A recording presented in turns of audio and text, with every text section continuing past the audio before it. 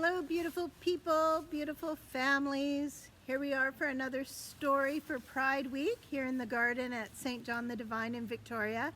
It is a rainy day and I'm nice and dry under the big tree though, so that's good. So we read a story about Harvey Milk and the rainbow flag. Now we're going to read a story about Gilbert Baker and the rainbow flag called Sewing the Rainbow, by Gayle Pitman and illustrated by Clifton-Brown.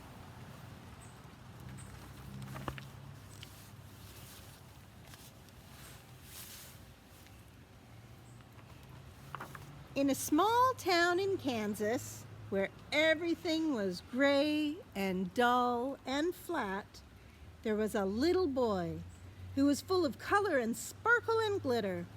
His name was Gilbert.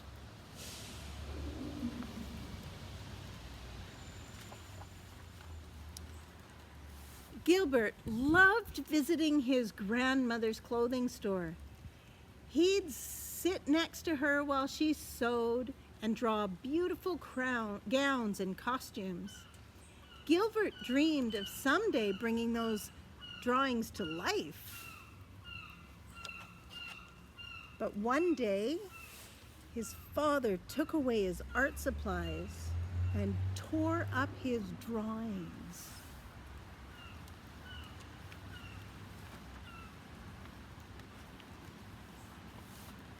Surrounded by building blocks and erector sets, sports gear and slingshots, Gilbert's colorful, sparkly, glittery personality started to fade.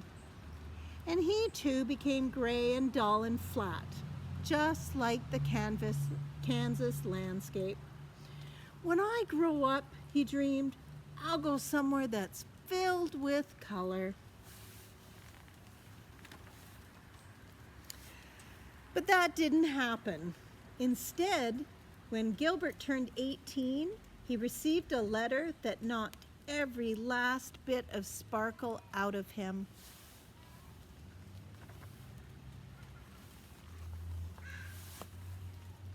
Gilbert hated his dull, flat uniform, and he refused to shoot the gun they gave him. "I won't do it," he said. "I'm not going to carry a gun." They made him do push-ups. They called him ugly names, but Gilbert wouldn't budge. The idea of shooting a gun made him feel sick. So they sent him to San Francisco, where he would never have to pick up a gun again. The day Gilbert arrived in San Francisco, he saw magic. Instead of the gray, dull, flat landscape of Kansas, there were rolling green hills and shimmering blue bay, and a cool white flag wafting over the Golden Gate Bridge. Gilbert was home. Finally, he could breathe. He could be his colorful, sparkly, glittery self. He thought about his grandmother's clothing store. He thought about the drawings his father tore up, and he realized he wanted all of that back. So Gilbert taught himself to sew, and he created fabulous costumes, just like the ones he drew when he was a little boy. Word got around fast. He sewed regalia for Mama Jose and her imperial court. He sewed costumes for famous singers like Sylvester. He sewed banners for protests, marches, and rallies. Gilbert's creations were everywhere. He was making the city more and more colorful every day. There was just one thing that continued to blemish their beautiful city. It was a symbol that in Gilbert's community was a constant reminder of evil. "We need a new logo," his friend Harvey said to him one day, and Gilbert got an idea.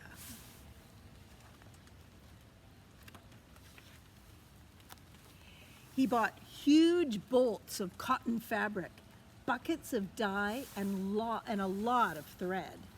Then he gathered up all his friends and got to work. They cut the fabric into long strips, dyed them in big trash cans, then headed to the local laundromat to rinse and dry the strips. They ironed the creases so the fabric was nice and smooth. Then Gilbert began to sew. They worked until dawn. By the time the sun rose, Gilbert and his friends had created 2 beautiful rainbow flags. But their work wasn't over. "A flag belongs in the wind," Gilbert said. The big day arrived. A crowd gathered around City Hall. Gilbert held his breath. Would people understand his flags?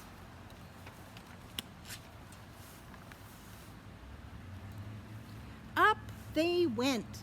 The flags unfurled, flooding the sky with a spectrum of colors. The city radiated with color and sparkle and glitter, and the crowd lit up like gold at the end of the rainbow. Today, the rainbow flag is everywhere, even in the small town in Kansas, where Gilbert grew up. Whenever you see a rainbow flag, you'll know that it's okay to be your colorful, sparkly, glittery self.